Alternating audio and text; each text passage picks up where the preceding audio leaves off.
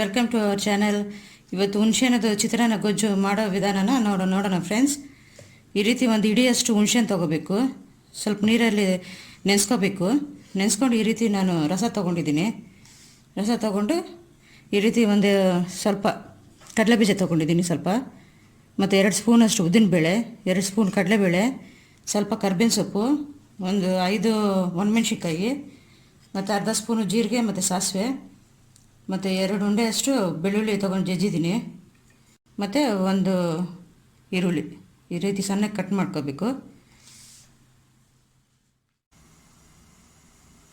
ನೋಡಿ ಫ್ರೆಂಡ್ಸ್, ಈ ರೀತಿ ಬಾಣಲೆ ಇಟ್ಕೋಬೇಕು. ಇಷ್ಟು ಎಣ್ಣೆ ಹಾಕೋಬೇಕು. ಒಂದು 5-6 ಸ್ಪೂನಷ್ಟು ಎಣ್ಣೆ ಹಾಕೋಬೇಕು. ಸ್ವಲ್ಪ ಜಾಸ್ತಿನೇ ಇರಬೇಕು ಚಿತ್ರಾನ್ನಕ್ಕೆ, ಯಾಕಂದರೆ ಅನ್ನ ಕಲಿಸ್ತೀವಲ್ಲ. ಮತ್ತು ಇಷ್ಟು ಕಡಲೆಬೀಜ ತೊಗೊಂಡಿದ್ದೀನಿ, ಎಣ್ಣೆ ಕಾದಿದೆ.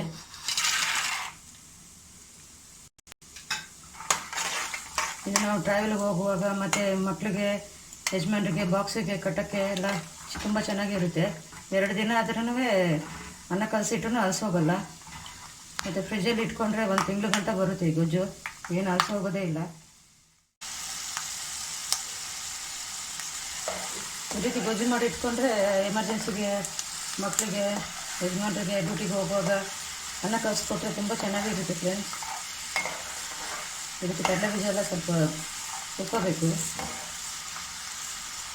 ಆಮೇಲೆ 1 ಸ್ಪೂನಷ್ಟು ಉದ್ದಿನಬೇಳೆ, ಕಡಲೆಬೇಳೆ,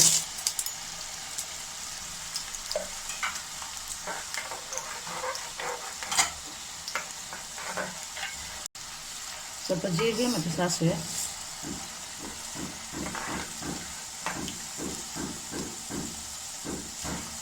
ಒಂದೇ ಈರುಳ್ಳಿ ಹಾಕೋಬೇಕು, ಜಾಸ್ತಿ ಹಾಕೋಬಾರ್ದು.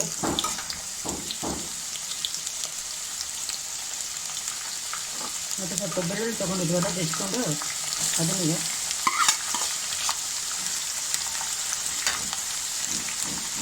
ಮತ್ತು ಒಂದು 4-5 ಮೆಣಸಿನ್ಕಾಯಿ, ಒಣಮೆಣಸಿನ್ಕಾಯಿ ಹಾಕೋಬೇಕು, ಹಸಿಮೆಣಸಿನ್ಕಾಯಿ ಹಾಕೋಬಾರ್ದು.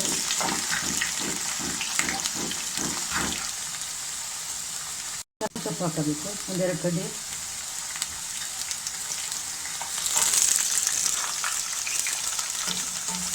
ಸ್ವಲ್ಪ ಲೈಟ್ ಬ್ರೌನ್ ಆದರೆ ಸಾಕು ಎಲ್ಲ ಮಸಾಲೆ ಎಲ್ಲ.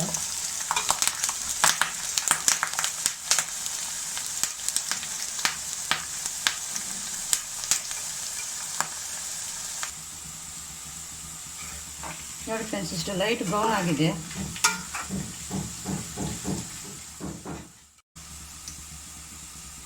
ಈ ರೀತಿ ಲೈಟ್ ಬ್ರೌನ್ ಆಗಿದೆ. ಇದರಲ್ಲಿ ಒಂದು ಸ್ಪೂನಷ್ಟು ಗರಂ ಮಸಾಲ, 1 ಸ್ಪೂನು ಧನಿಯಾದ ಪೌಡ್ರು, ಒಂದು ಅರ್ಧ ಸ್ಪೂನಷ್ಟು ಅರಿಶಿನ, 1-2 ಸ್ಪೂನಷ್ಟು ಉಪ್ಪು ಹಾಕೋಬೇಕು. ಇದೆಲ್ಲ ಇದರೆಲ್ಲ ಹಾಕಿ ಕಲಿಸ್ಬೇಕು.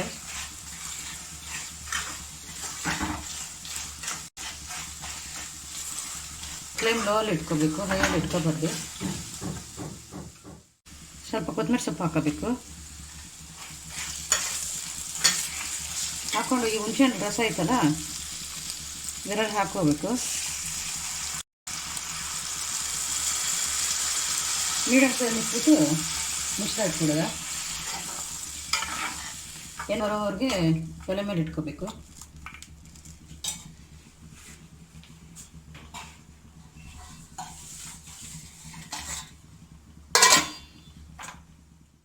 ನೋಡಿ ಫ್ರೆಂಡ್ಸ್, ಈ ರೀತಿ ಆಗಿದೆ. ಎಣ್ಣೆ ಎಲ್ಲ ಚೆನ್ನಾಗಿ ಬಿಡ್ತಾ ಇದೆ ಮೇಲಕ್ಕೆ. ಇನ್ನೂ ಒಂದು 5 ನಿಮಿಷ ಆದರೆ ಆಫ್ ಮಾಡ್ಕೊಬಿಡೋದ.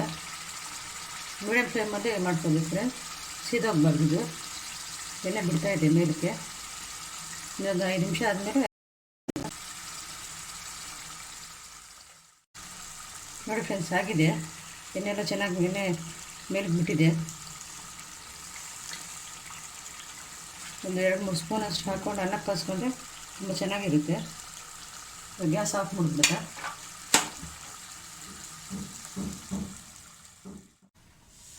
ನೋಡಿ ಫ್ರೆಂಡ್ಸ್, ಈ ರೀತಿ ಆಗಿದೆ ಹುಣಸೆಹಣ್ಣು ಗೊಜ್ಜು, ಹುಣಸೆಹಣ್ಣು ಚಿತ್ರಾನ್ನ ಗೊಜ್ಜು. ಒಂದು ಸರ್ತಿ ಟ್ರೈ ಮಾಡಿ ಫ್ರೆಂಡ್ಸ್, ತುಂಬ ಚೆನ್ನಾಗಿರುತ್ತೆ. ನಮ್ಮ ಅಪ್ಕಮಿಂಗ್ ವೀಡಿಯೋಸ್ ಎಲ್ಲ ನೋಡ್ತಾರೆ. ಲೈಕ್ ಮಾಡಿ, ಶೇರ್ ಮಾಡಿ, ಕಮೆಂಟ್ ಮಾಡಿ. ಬಿಸಿ ಅನ್ನಕ್ಕೆ ಕಲಿಸ್ಕೊಂಡು ಲಂಚ್ ಬಾಕ್ಸ್ಗೆಲ್ಲ ಮಕ್ಕಳಿಗೆ ಎಲ್ಲ ಹಾಕಿದರೆ ತುಂಬ ಚೆನ್ನಾಗಿರುತ್ತೆ, ಅಲಸೋಗೋದು ಇಲ್ಲ. 1 ತಿಂಗಳ ಗಂಟ ಇಡ್ಬೋದು.